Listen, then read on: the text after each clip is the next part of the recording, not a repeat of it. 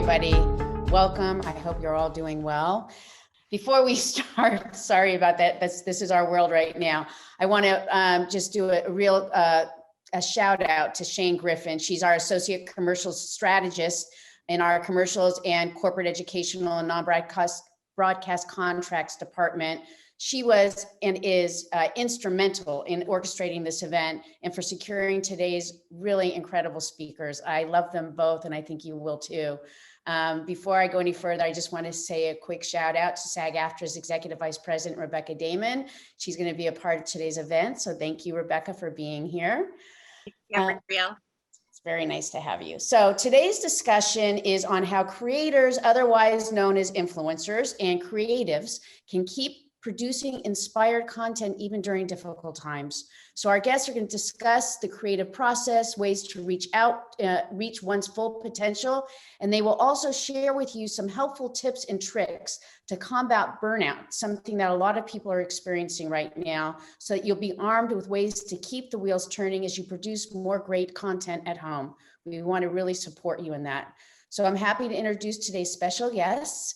Today we have with us creator coach, Josh Zimmerman. Hello, Josh. Hi there, how are you? Hello, nice to have you. Thank you. Good. And creator industry executive, Phil Ranta. Hi, Phil. How are you? Hi, thank you so much for having me. Thank you. Before I start, I just want to give a little rundown of who both these gentlemen are. So Josh Zimmerman is a certified coach, PCC, and owner of a highly successful international coaching practice with clients in North America, Europe, Asia, and Australia. And for the past 15 years, Josh has worked extensively with TV networks, superstar YouTube creators, and traditional entertainment celebrities. YouTube, DreamWorks, Animation, Disney, NBC Universal, E! Entertainment, CNN Indie, all familiar to us. And he's also helped clients who have reached over 2+ billion viewers across all platforms. Since then, his practice has expanded to include creatives and executives. He's been featured in the New York Times, Slate, Forbes, Tube Filter, 6 Feet Apart with Alex Wagner, NBC and Showtime, and moderated panels for Playlist Live, Patreon, and VidCon Now. He also serves as a judge for the prestigious Shorty Awards. Sorry about my phone, guys. I'm just gonna keep going with this. Phil Ranta is the Chief Operating Officer at Wormhole Labs, has spent the last 15 years as a leader in the online creator revolution. He's head of gaming creators North America at Facebook. Phil actually achieved 5 times departmental growth in his first year, signing exclusive streaming contracts with Disguised Toast, Karina Kopp, and UFC WWE superstar Ronda Rousey. Phil also built 2 of the largest creator networks in the world as COO at Studio 71 and VP at Fullscreen. Very accomplished. Other roles include head of creators at Mob Crush, a live streaming technology with hundreds of thousands of authenticated users, executive producer at Viva, vision producing content delivered at over 250 million. I want you to hear that again, 250 million mobile phones worldwide. He is a content creator who produced videos and podcasts that have actually achieved hundreds of millions of views and downloads. Personally, Phil is a proud father and a husband. He's about to have a new baby soon. He went to University of Michigan and Price is Right Showdown winner, former professional improv comedian on cruise ships, gamer and social media junkie. There's nothing more to say about these 2 gentlemen, so let me pass it off to them. And I'm sorry about my phone. Thank you. So why don't you guys start? Thank you so much, President Carteris. My name is Josh Zimmerman. I am, as she said, the creator coach. Phil, I'm going to throw it to you. I'm so excited to be here. But did you want to talk a little bit about when we started talking, first started talking back in 2014 or 2013? No, that sounds about right. Right? You know, we talked about a lot of different things. I think you were still at Fullscreen or Studio 71. Mm-hmm. But I think you had asked me a few years ago what coaching was. So I was going to tell you a little bit about what coaching is and everybody watching, but also giving you a little bit of background, even though President Carteris did a great job, even with their phone ringing. But that is Zoom, right? That's what we're living in. So it was a lot of fun, and she pulled it off wonderfully. I have the background of being a broadcast journalist, went to school for it, and then ended up in the entertainment industry, where I started being a PA, and then I did rights and clearances, and then fell in love with YouTube when I worked at the official daily show of YouTube called YouTube Nation. And that's where I got to meet Phil when he was working at, I believe, Full Screen and Studio 71, or it was Full Screen at that I think time. it was Full Screen at the time. Yeah. And after that, I ended up becoming a manager for creators, and then noticed that I had some creators reaching out to me in around 2017 about saying that they were feeling tired and burnt out and all of this stuff. And so I was thinking about it and wrote an article, and I think, Phil, I had passed it to you and said, what do you think? And you said, Josh, you need to get that out on LinkedIn, because Phil, you are the king of LinkedIn. That's what I say to everything, though. Get it on LinkedIn. Right. And I put it out there from one manager to another, saying, hey, there's this thing called burnout that creators are reaching out to me about. We should do something about it. And, not a lot of people read it. Phil read it and shared it. But I was like, okay, well, I'll just keep doing my thing. And then we saw that tsunami of articles from major publications about creators burning out. And what I noticed was that everyone was talking about the situation of people burning out, but nobody was actually doing anything about it. And at that point, I had talked to Phil and a good friend of mine, Courtney Carter, and said, I'm noticing this. I'm going to be the one to find the solution. Everyone's talking about burning out and everyone's highlighting it, but how are we going to actually help people? And especially the creator industry. And so I decided that I was going to become a life coach. And to let everybody know, I am a certified life coach. And when I say life coach, people often ask what that is. So I will give you the Cliff Notes version of what the big difference between therapy, consulting, and coaching are. And so very quickly, therapy, which I highly recommend to everybody, is you go to a licensed medical professional, and you usually work on issues from your past that are affecting you right now, or issues that are affecting you right now. And that's sort of therapy in a nutshell. There is a lot more to it. I could not endorse it enough. Then you have consulting. And consulting is where you hire me to say, because I'm the expert, telling you what to do. Because I know you're hiring me to say, hey, I'm the expert. I'm going to tell you what to do. And then you have coaching. And coaching is, you're the expert, not me. And my job is to help you move from point A to point B and figure out what's getting in the way. And once we figure out what's getting in the way, we don't go around it or over it or under it, we go through it. And we are always looking forward. We're not looking backwards. We may look back a little bit, but we're always looking to the future. So where therapy, you're usually looking to the past. Coaching, we're always looking to the future. Now, there's a lot of coaches out there. And one of the important things that I want everyone watching to know is that there is a organization that, called the International Coaching Federation, ICF, and they are the governing body for coaches. So I've actually had to go through extensive training and certificates, et cetera, to become a certified coach at the level of what is called PCC. And I'm one of 7 people in all of California that within my age range at that level, which is the second highest level of coaching. And I really do awareness coaching, as well as some action coaching. But what is really important to understand is that if you are looking for a coach, And I have a ton of people that email me or go to my website or Instagram or reach out to Phil, is for people to understand there is a difference between someone being a certified coach and someone just calling themselves a coach. You always want to make sure that if you're going to pay somebody, right, that they are certified and they know what they're doing. And so I would encourage you to, if you are looking for a coach, to make sure that you are looking for somebody with those certifications. So that's me in a nutshell. And when I decided to become a coach, I am now the first ever life coach that was dedicated to the creators and creator industry. And now that has expanded to performers, creatives, and executives.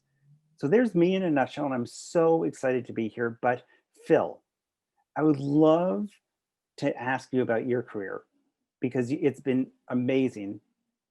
Could you tell us a little bit about you? Yeah, happy to. First of all, I am not a coach. I am not even pretending to be a coach. I began my career as a performer. I was a stand-up and improvisational comedian. And then I was doing a lot of kind of digital content jobs during the day. Fell in love with the industry, started on the creative side. This was back in the days of MySpace video and YouTube was just starting. And for those of you who remember Veo and Rever and all of those other video startups in the kind of mid to early 2000s.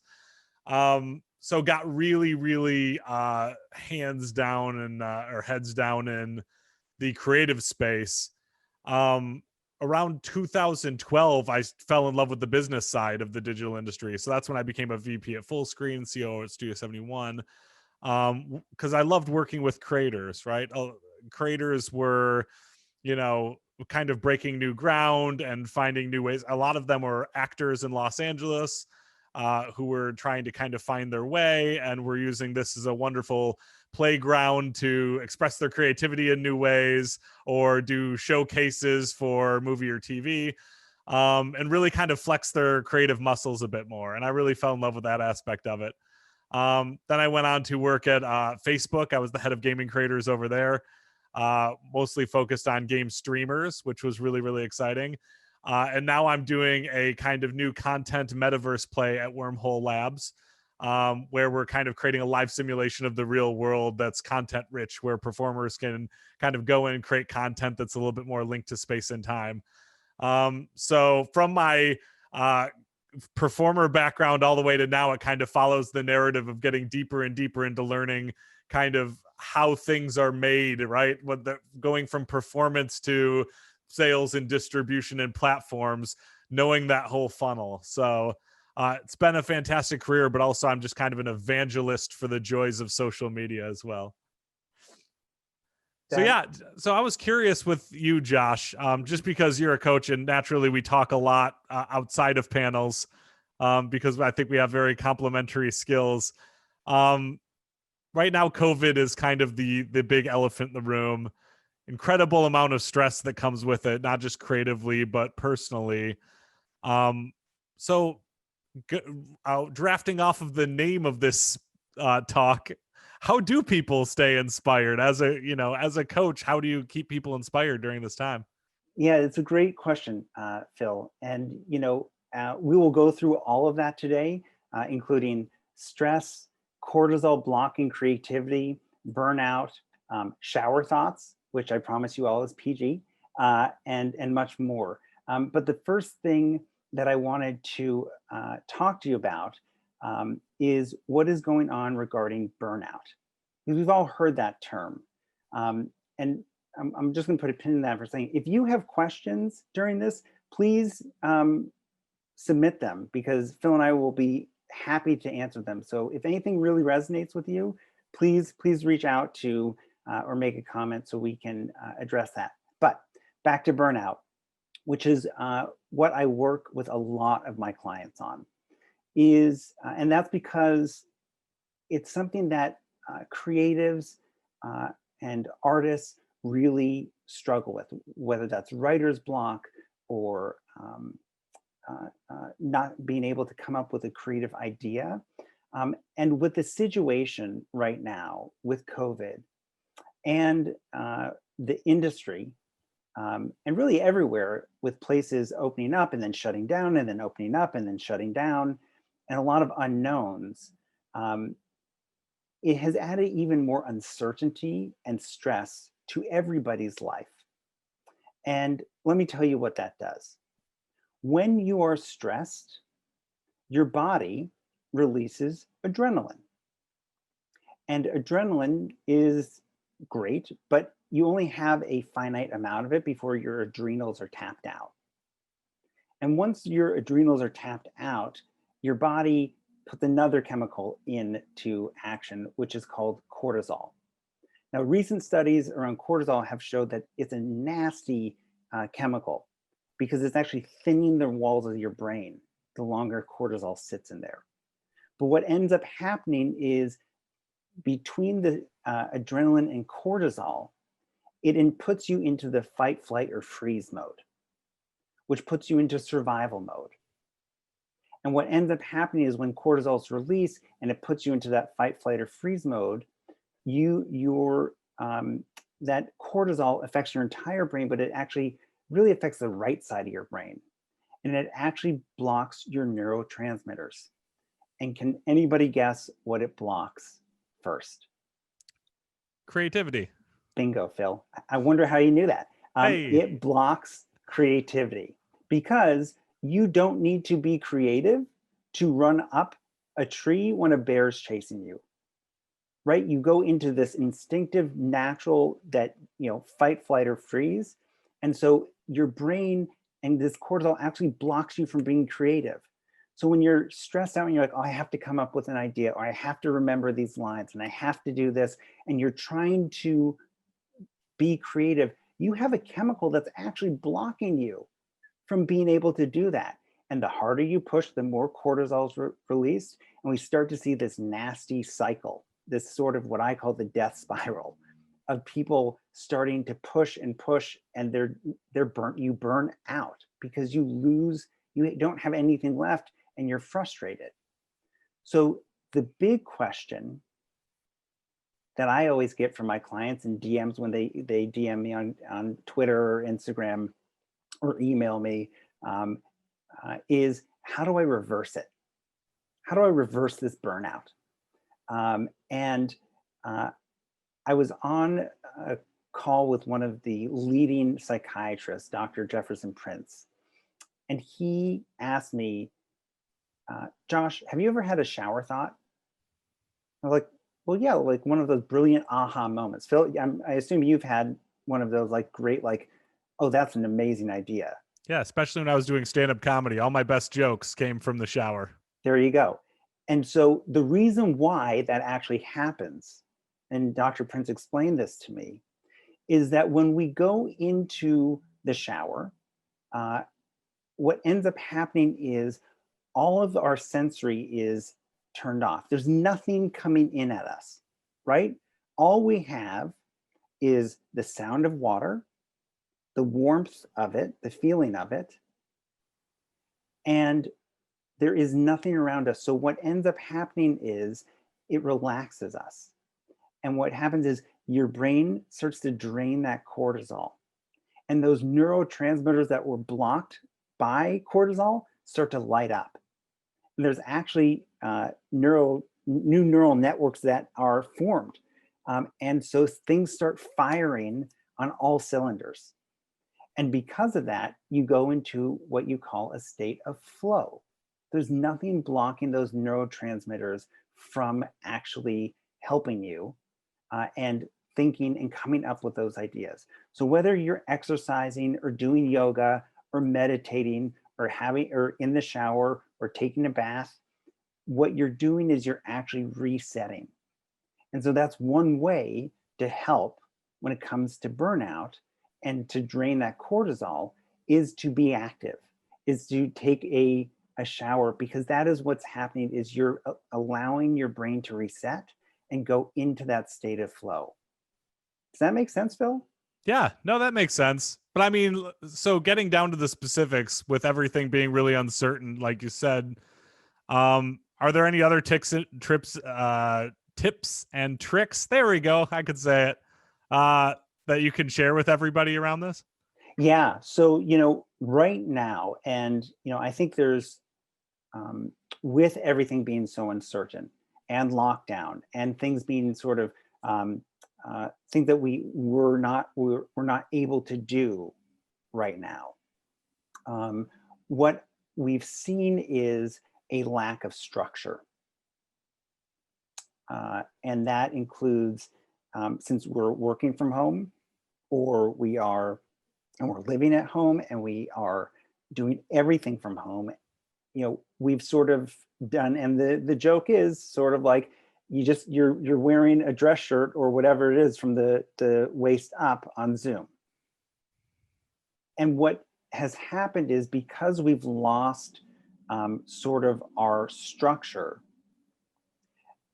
it has then put us into sort of this free fall. And so one of the big things that I work with most of my clients on is a morning routine, because that starts to put a foundation and structure back into your life that you have control over. There's a lot of things right now that are scary and that we don't have control over. So one of the things that is important is to focus on, what do you have control over? And the first thing that I highly recommend is a morning routine.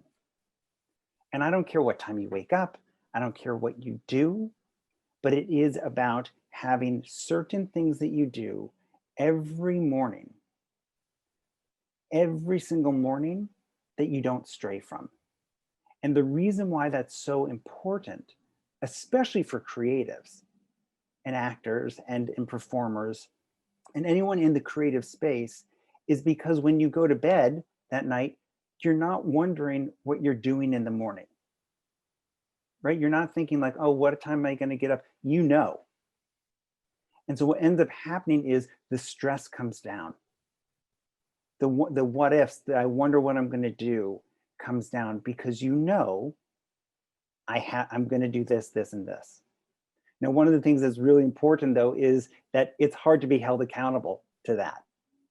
So it's always good to have an accountability buddy or somebody that you do it with. So whether that is walking in the morning, which is what I do, and I have a friend up in Northern California that I call every morning because I know I have to get out of bed to go on this walk. That starts to build a routine and starts my day off in a structured way. And I cannot tell you how important this is for everybody, but especially for performers and creators and executives, where there is the stress, where there's so much unknown, even just in the industry. I've seen a massive uptick around the morning routine, and the productivity has shot up, increased happiness and motivation. And I think it's one of the main reasons that my clients keep referring their colleagues to work with me, because of this morning routine. So one of the other things that I would encourage, other than the morning routine, is something called JOMO, JOMO. And people always look at me a little funny, just like you are, Phil, of like, what is JOMO? And that is the joy of missing out, which is a little weird, right? I want everybody to celebrate the joy of missing out, because we're at home and we're scrolling through different social media platforms, and we're seeing everybody having a great time, or everyone doing something, or someone getting going back to work. And we start to not feel so great about ourselves. And so what I would challenge everybody to do is think about different ways you can bring joy into missing out on different things. Because if you think about it, if we think about one social media platform or any of the platforms, That's just a snapshot in time of what you're looking at. And it's curated. All of you out there are watching, you're not going to go on set without practicing. You're not going to go on set without makeup and having hair or having a rundown or knowing your lines. It's curated. So even though the clients I work with are putting content out there, it's telling a story. And so when you're absorbing that and you're seeing, oh, look how great this is, look at this person having all this success, etc. Remember, it's curated. It's true, it may be true, but it's not, doesn't mean that it is your reality. And how can you be joyful about missing out on those opportunities? What do you think, Phil? Yeah. I mean, frankly, so I think everybody's heard of this thing called doom scrolling, right? Yeah. It's a very popular thing now. You go on Instagram, you go on Twitter, and you just keep flipping through and feel worse and worse and worse about the world and about everything. I think what a lot of people miss when it comes to social media is that it's inherently creative. There are people who consume and there are people that create. And if you spend all of your time consuming, instead of spending your time creating, then you're just going to be awash with opinions, and some make you angry and some make you happy, and it flips through every second, and your brain just goes and fizzles out, right? Because there's just one political take I hate, one that I love, and this news story is annoying and blah blah blah, right? So I tend to look at performers and say, how can social media be useful to you instead of being an addiction to you? Because social media at its core is a slot machine. You keep pulling a lever and you're seeing what comes out, and sometimes you lose and sometimes you win. And as you can see, if you go to Las Vegas, start walking around and seeing everybody at the slot machines, a lot of them are not having any fun, right? They are addicted to it, and they just keep pulling that lever, right? It's the dopamine hit. It's the dopamine hit, right? It's the same thing when you get a like or a view. Yeah, absolutely. Whereas what the positive uses of social media, where you can find a lot of inspiration from social media, is by using it to exercise some of those atrophied muscles that you might be feeling a little bit now with the coronavirus and the lockdown. I mean, if you're an actor, a singer, a dancer, any type of performer, these are outlets where you can experiment or show another side of yourself. The people I like to point at right now are, look at what Jack Black is doing on TikTok, right? He's a wonderful actor, hilarious guy. I have loved him for so long, since the Mr. Show days. I've loved the guy. And now he's kind of taking that personality a little bit, bringing it into gaming, bringing it into kind of just like funny and fun dances. And he's just kind of celebrating this freedom that comes along with, I can create what I want and reconnect with my audience here and show that I'm still here and here's bursts of joy. Or what Shannon Woodward, for those of you who know her, successful actress, has acted in video games. Now she's streaming video games and kind of showing this whole world of herself where she's like, I love video games. I'm reconnecting with audiences. I'm doing it in a joyful way. That's something I enjoy. And meanwhile, kind of building your career and building your clout a little bit, because you're just showing you another side of yourself. We can name lots of them, right? Like The Rock is doing it. Will Smith is doing it. Lots of these wonderful, wonderful performers are just treating social media more like a creative playground. And if you're thinking about it as a playground instead of a doom scroller, or even worse, someone who puts something up and then waits for the likes and comments and lets that determine how good you feel about yourself, instead of the fact that I'm putting something out there and here's a little burst of joy. If you're in the creative mindset and you're flexing your muscles and having fun, that's a really great way to hold on to inspiration while you're kind of working those performer muscles during this time. I think that is, something that all of you should know is that none of you know how many lives you touch. Mm-hmm. Whether it's whatever medium and platform you use, whether that is television, that's movies, podcasts, social media, you have no idea how many people you reach. And you may only get a few likes on something, but that's the people who actually chose to like it or actually chose to comment on it. So I also want you to think about the amount of times that you've really liked something and scrolled past it and not liked something, or you know, just forgotten to do a like or a comment. So if you're doing that, imagine how many people you're bringing that joy to. So when you're watching Jack Black on TikTok, I bet you're not thinking to yourself, oh, this is making me feel bad, right? If you were watching Phil, he was like lighting up. As he was talking about it. And yeah, it's great.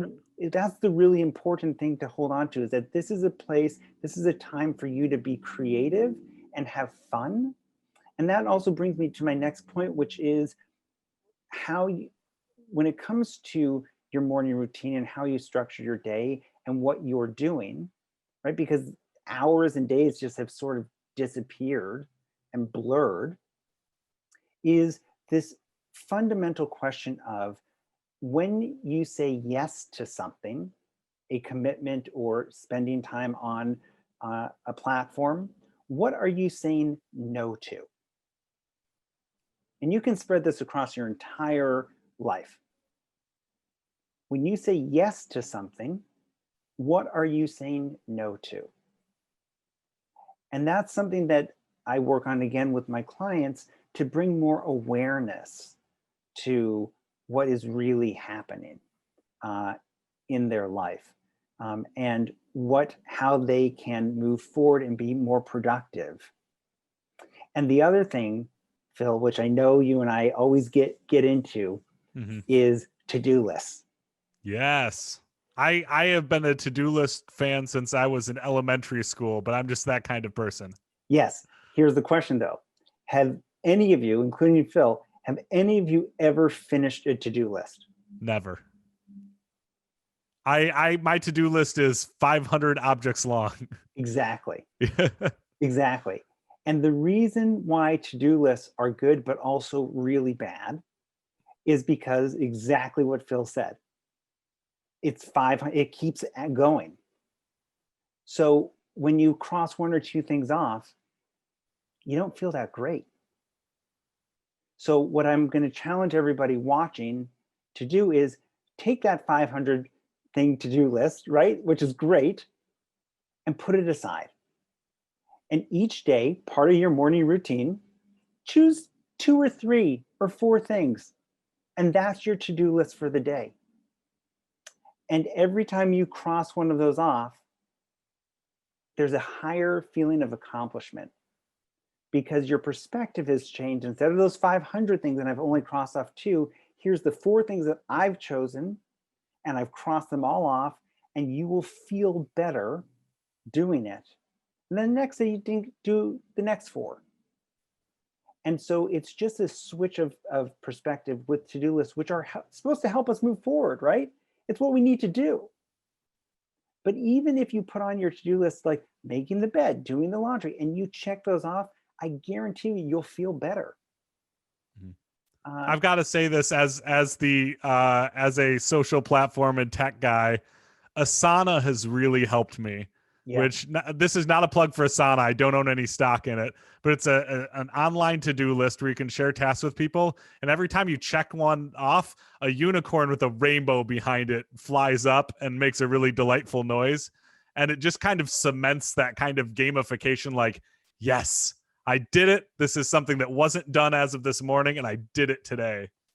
That's exactly right. And if you don't want to use Asana, or which is a great platform, and you want to use a pen and paper because you really feel it, and you want to, draw a unicorn going off or animation, get creative.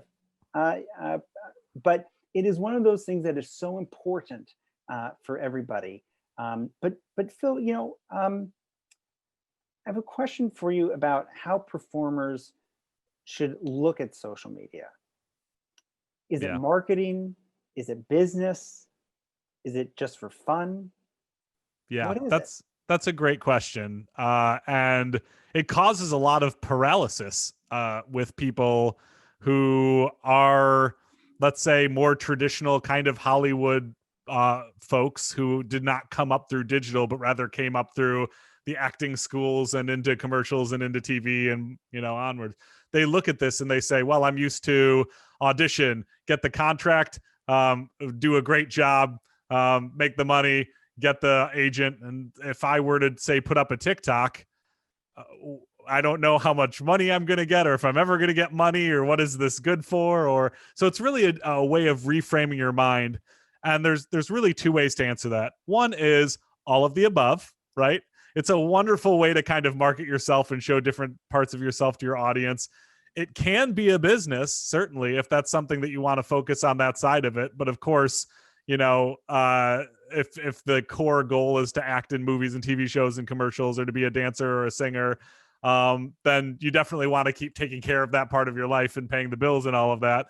And I'd really like to focus on the just for fun part, because so much of the internet, and I hate this because it's buzzwordy, but I'm going to say it anyways, is about authenticity. And what I mean when I say authenticity is not like I'm going to point a camera at myself and be like, this is how I brush my teeth in the morning and do that there. That's authenticity. But really authentic to what brings you joy, and then sharing that joy with others, right? So again, going back to kind of traditional actors that have done this, like the John Krasinski and Some Good News. That was it felt very authentic, because it was him from his place, hand-drawn things, taking user-generated content to come in, doing fun segments and involving the audience in interesting ways. And it really did feel like another word I hate to use, but I'm going to say it anyways, it feels like his brand, right? He's kind of a fun, feel-good dude. And he was doing this fun, feel-good thing that was bringing everybody together and saying, coronavirus is hard, and let's all do this. Now, that actually turned out to then sell as a TV show. So that's where that comes into is this business? It turned out it was. I don't know if he could have predicted that from episode 1. He might have just made that show, and then it was just like this fun little thing for his fans. But then it kind of becomes that. And was it marketing for him? Certainly. The press loved this story because everything was such a downer. I don't know if anyone can even remember all the way back to May, but new content wasn't being produced. Unemployment was going up. Tough time for a lot of people. And suddenly this thing came out of the internet that was saying, we're all in this together. This is a fun thing we're going to do. Send in your videos, and you might be a fan of The Office, and you get to kind of speak directly to this person, and we're going to do these big kind of fun events, like Jimmy Fallon-esque things that feel good. And he did it that way, right? And I'm not saying you have to do something as big as Some Good News, because that was a pretty big production. But even just kind of didn't start that way. No, it was very simple. iPhone and a ring light. Yeah, 100%. But you can start that. You can start it a very simple way too, right? You could just address your audience. Hey, go on Twitter, and instead of doing a tweet, point a video back at yourself and talk about your day a little bit. Be honest and truthful, and start having fun with your audience. Encourage them to have a little back and forth, and you'll start to notice that like some of that inspiration might come back into you, because you're reminding yourself you're part of this world, and that people love you, and that you're remembered, and that you're performing again. And that's really, really important. I could not agree more. Like this entire talk, everything that we're talking about is to help give you that energy back, and to let you know that people need you. People need you as a performer. No matter what you do in the industry, people need to see and hear you, and you have the ability to drown out the negative stuff and to bring joy into everybody's lives. And a lot of those times you'll never know it, that you did it. But those times that you get that feedback, you hold on to it, and it keeps you going. And that's part of being a performer, right? You don't know every single person in the audience. You don't know everyone watching your commercial. You don't know everyone listening to your song. But you know it has value because it's coming from you, and you believe in yourself, and other people are backing you. I mean, I can't even tell you how many experiences I had as a stand-up comedian where I was going into or maybe I was having a tough day and not getting the laughs where I wanted to. And then I felt terrible coming off stage. I'd go up to the bar, and someone would come up to me and be like, hey, that was really funny. I like that joke about that. And all of a sudden I was just like, ha! I did it. I got through to someone and made them laugh a little bit. So yeah, it's the same way, but on the internet, times that by 1,000 or however many people see it, and you won't even know who you're bringing joy to, but you are. But before we go, Josh, because I know we're running out of time, we were talking the other day about surge capacity, and I find it fascinating, and I don't want to miss this. So please talk a little bit about surge capacity. Thank you, Phil. I am obsessed with this. There was a great article on Medium by Tara Hale, and it's called "Your Surge Capacity is Depleted, and It's Why You Feel Awful." And I just read this. I've read this article like 15 times, but Tara goes on to say, surge capacity, which I'm sure you're all wondering, like, what is surge capacity? Surge capacity is a collection of adaptive systems, mental and physical, that humans draw on for short-term survival in acutely stressful situations, such as natural disasters. But natural disasters occur over a very short period, even if recovery is long. But here's the catch. Pandemics are different. The disaster itself stretches out indefinitely. So when your surge capacity is depleted, because again, it's surge, right? There's that emergency, you have that surge of energy. When it's depleted, that surge capacity has to be renewed. But what happens when you struggle to renew it because the emergency phase, which we're in now, has now become chronic? And this is something that is so important to understand, that's why you may not be feeling that great right now, is because your surge capacity is depleted. And again, working with my clients when they email me, or I just have sometimes Phil, I just have random people who, email me, they email Josh, a creator coach, and they go, hey, Josh, why am I feeling so awful? And I'm like, surge capacity, read this article. But what we need to do, and what all of you need to do to battle this, it's to find things that bring you joy and that fulfill you. And if you do that, and get ready, this may rock your world a little bit, expect less from yourself right now. Be a little bit more kind and forgiving to yourself. You will be able to regenerate that depleted capacity. It is so important that we understand, especially for you as performers who are always putting out, who are always auditioning, who are always giving, to start to take back in.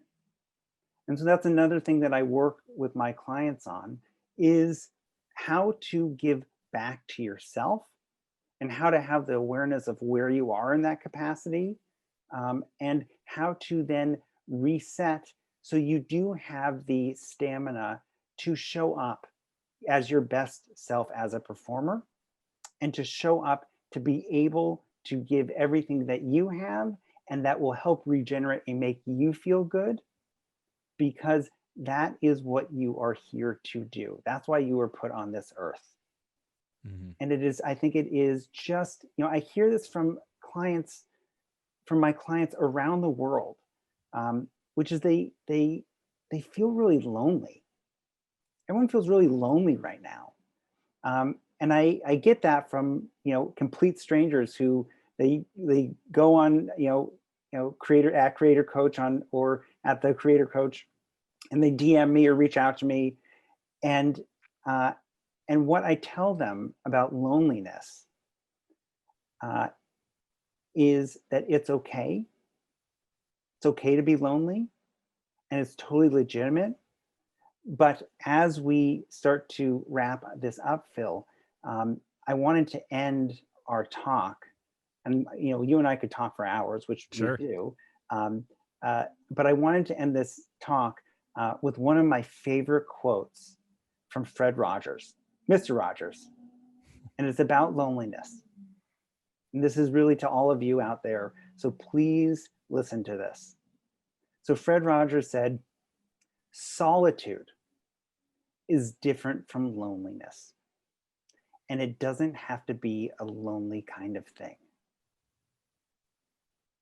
I'm going to say it one more time. Solitude is different from loneliness. And it doesn't have to be a lonely kind of thing. So I want to thank the SAG-AFTRA and everybody on their team, and Shane and Gabrielle and Rebecca and Phil for having us. I know we have some time for some Q&As.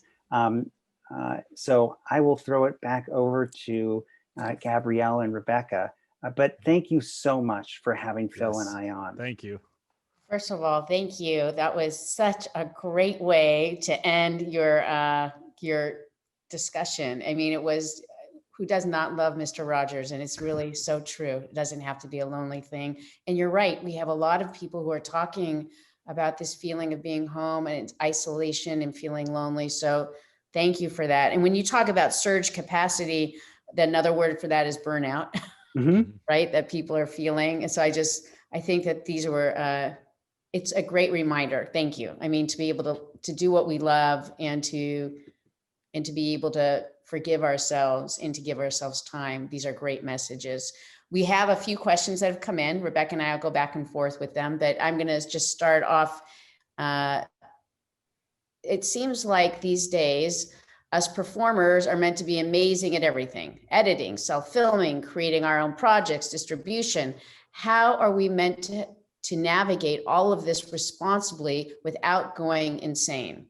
Yes, that's actually one that I deal with all the time, especially when I was working with creator management. So, for example, when I was chief operating officer at Studio 71, we were working directly with the Rocks team. And now naturally, he had a whole team built around him for YouTube, but not a lot of people have that advantage. My recommendation to a lot of creators is, if you don't have a team around you and you can't kind of find partners, which oftentimes you can, right? Putting the word out and helping it become a team thing. Start with what you have, and what everybody has is this, right? You got yourself a smartphone, you've got yourself the ability to vlog, right? Or you've got very simple tools where you can kind of edit things together. Everything doesn't have to be television quality. In fact, television quality stuff on a TikTok or a Snapchat Discover or a YouTube oftentimes performs worse, because people are looking for that, like, what's that one step further beyond what we're seeing on the screen? So my advice to that person is, don't be so hard on yourself. Like, make what you have, like maybe take one quick tutorial on YouTube for 5 minutes about how to use your prepackaged editing software that comes with your computer if you want to make a couple cuts here and there.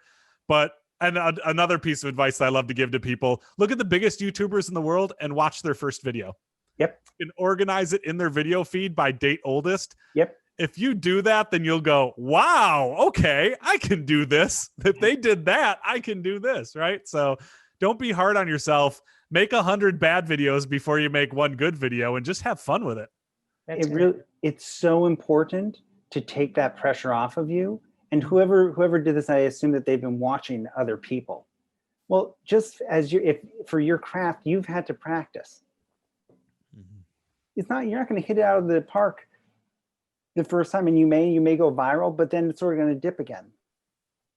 Do this that if it brings you joy. If it doesn't bring you joy, don't. I don't know any creator that did this in the creator ecosystem that did it to get famous. They did it because they just turned on a camera one day. And so for everybody in the entertainment industry, no matter what position you hold, if you need a creative outlet, there's a lot of different ways to do it. And you are you for that reason, and stick to that. And you are always your first like. Yeah, that's good. You're always your first like. I like that. I think it's true anyway for actors, right? If you get into this business because you want to be famous, you probably shouldn't be in the business. You can't, it's not sustainable. If that's your goal, you have to really do it because you love it. So it's a great message. Rebecca, did you have a question you wanted to ask? You, and it's such a great question, because so many of our performers, broadcasters, recording artists and folks are are public personalities and live in a different way. And we had a great question about how do we smile when it's impossible to smile sometimes? Some days it's dark, it's tough. Where do we go to find that inspiration? And I think it matters so much because so many of our members are also the inspiration for so many others. So I just did this question, was dear to my heart. Mhm. I would say to that person, don't smile. I agree. Because listen, we're all human. And if you really want to be authentic to your community or to the people that look up to you, it's so important to be that role model and say, you know what, I'm not having a good day. Be So honest. be Yeah. honest. There's amazing stuff on YouTube you'll find where people are struggling with depression and struggling with some people who have been very public about going through cancer online. And the internet is not made to be everything's always sunny all the time and have fun. It's really made to tell stories in a democratized way, right? That maybe some development executives would say, oh, well, we could never do something where you talk about your depression for 10 episodes, but you sure can on YouTube. You can do whatever you want. And I think people appreciate that because there's other people going through depression. So don't smile. Go through these tough times with people and build a community around yourself if that's what you choose to do. If it doesn't fill your glass up, don't do it, right? Don't do it because you have to. But if you're feeling like I want to connect and I want to share my story and I'm just not happy right now, don't be happy. That's okay. And Rebecca, that's, I work with a lot of my clients who are, in the public eye. This is one of their biggest things they come to me with. It's like, I need to turn that light switch on so my audience can see, what my brand is. And I go, don't. Yeah. Watch Katie Morton.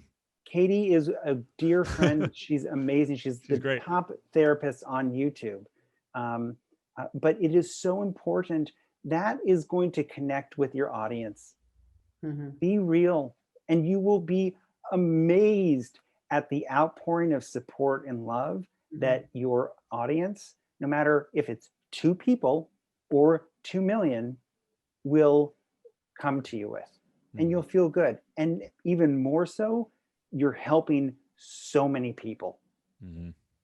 Because if that person can say, I'm not feeling good, it gives them everyone else courage to do it. That's great. Thank you, Josh, for the permission to hear it and move through it. That's wonderful. That's wonderful. And I'm here for anybody that needs to reach out for that. Please reach out. How great are you? All right. In terms of structuring a day during these times, these challenging times, I added that in. How many hours do you recommend unplugging for per day? I mean, I think there's an urgency as a performing artist to be plugged in at all times, especially when you're not a celebrity or not able to earn money right now.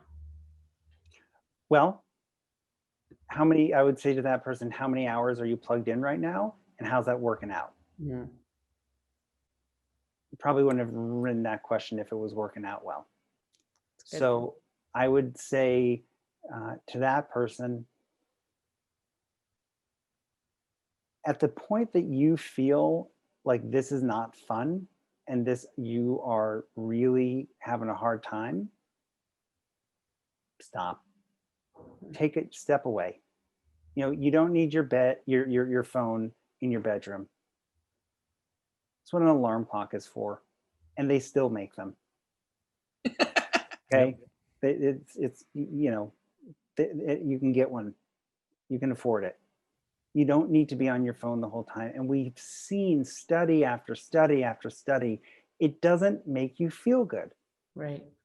So even though you about unplugging from what? What are you unplugging from?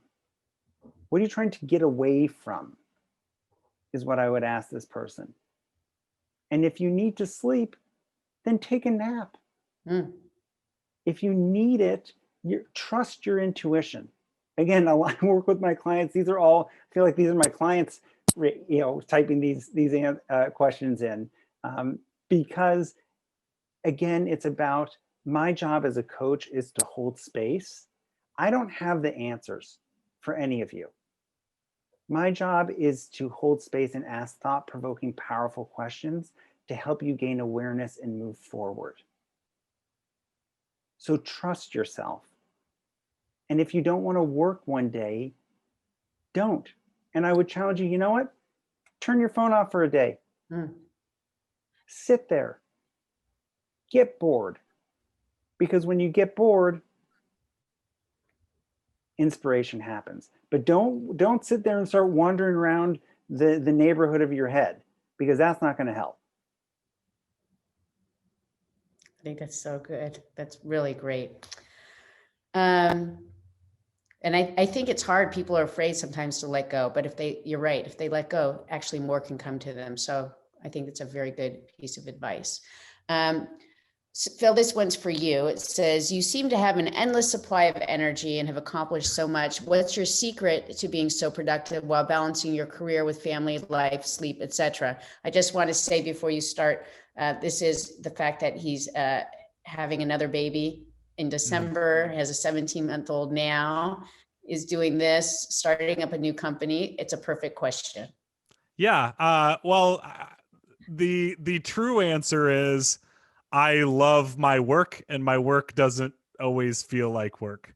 And I feel like with a lot of performers, I felt the same way. So diving into my past a little bit, I was an improv performer on cruise ships for a while with the Second City Troupe for 2 years. And my favorite part of the week was when I was at the actual job, right? When I was on that stage and I was doing improv for 1,200 drunk passengers, that felt amazing. And I was just on.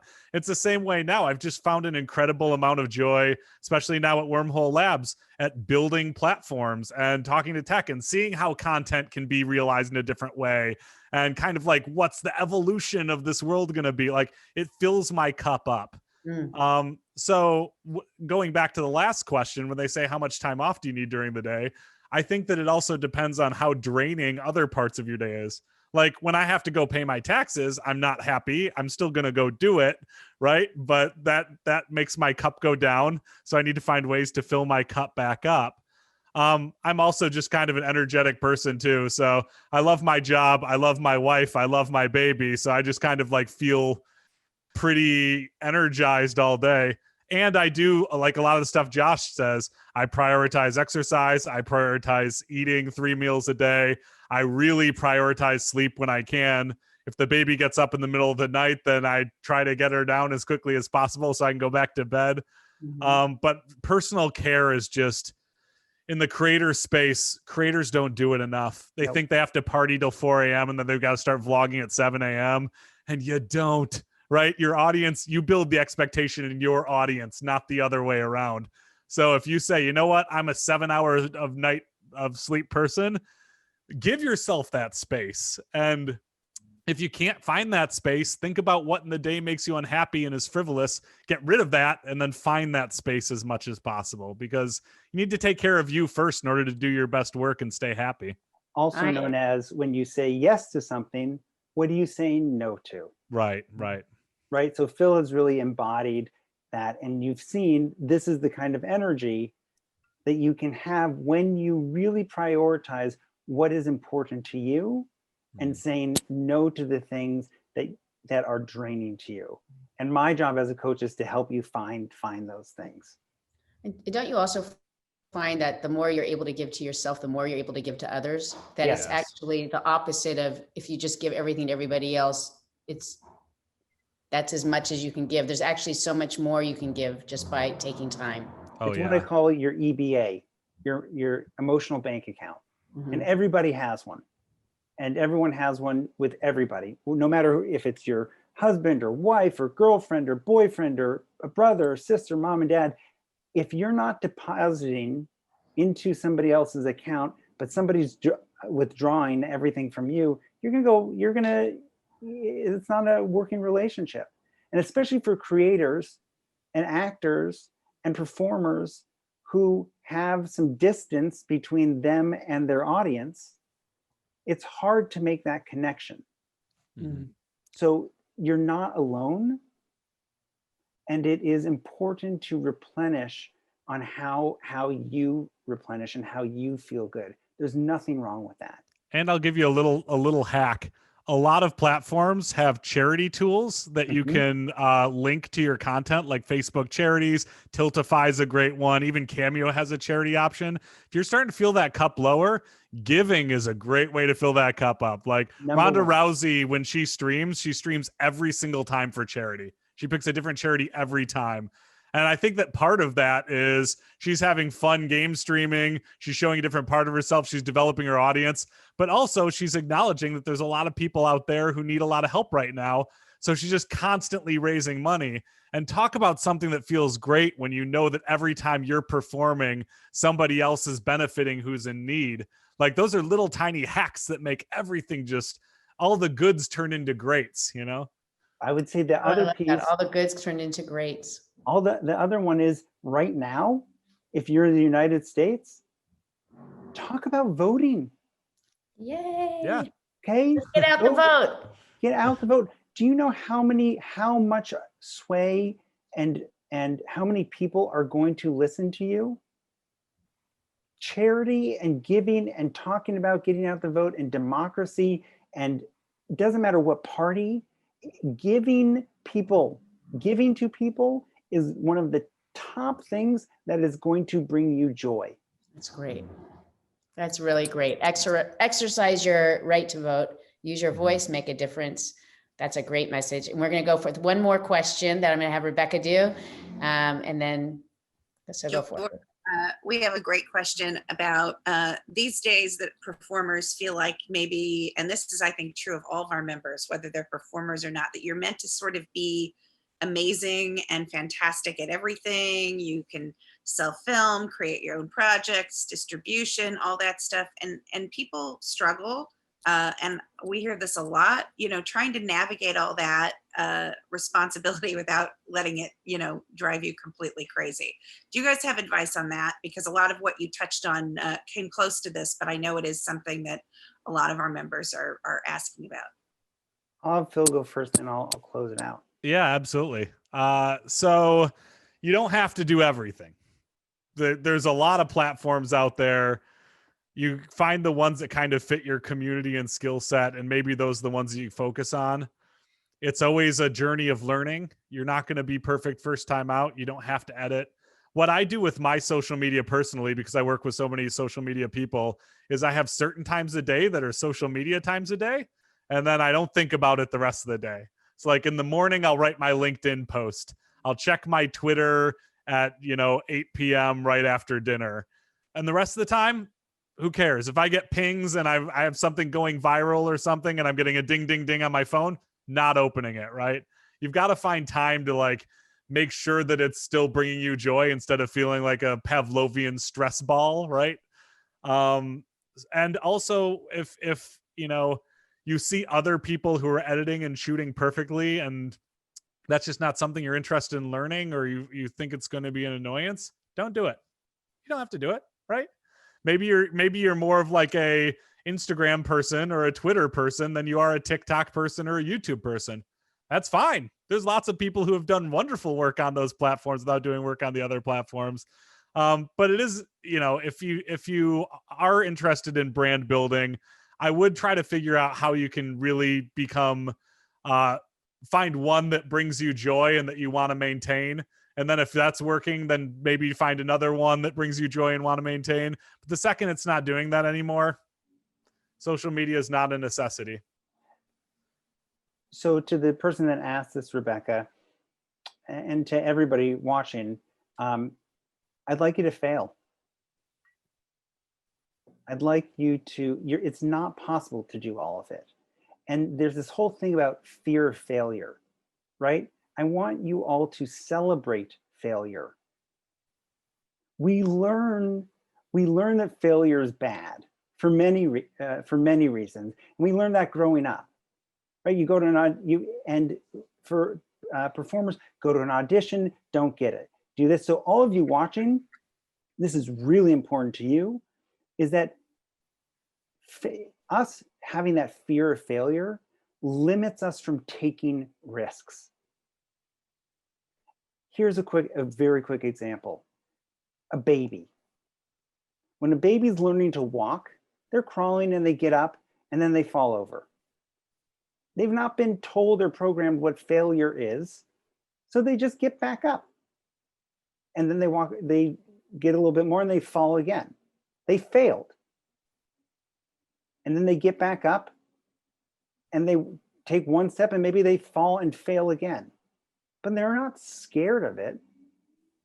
And so failure is the best way to learn, because you learn what you're good at, you learn what you're not good at.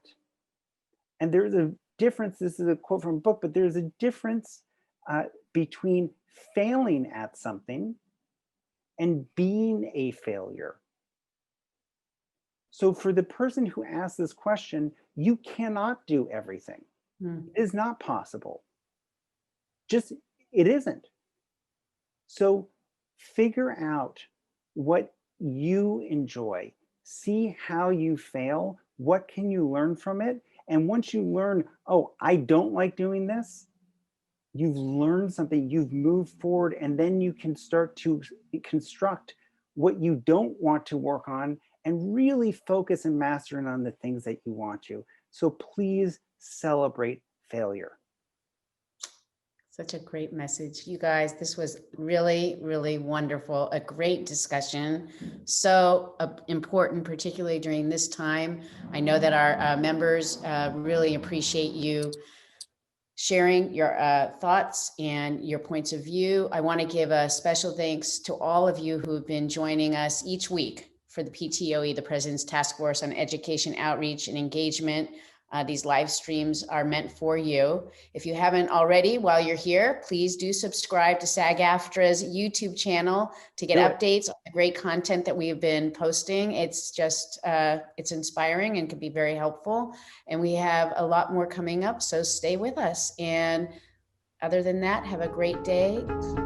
See you soon.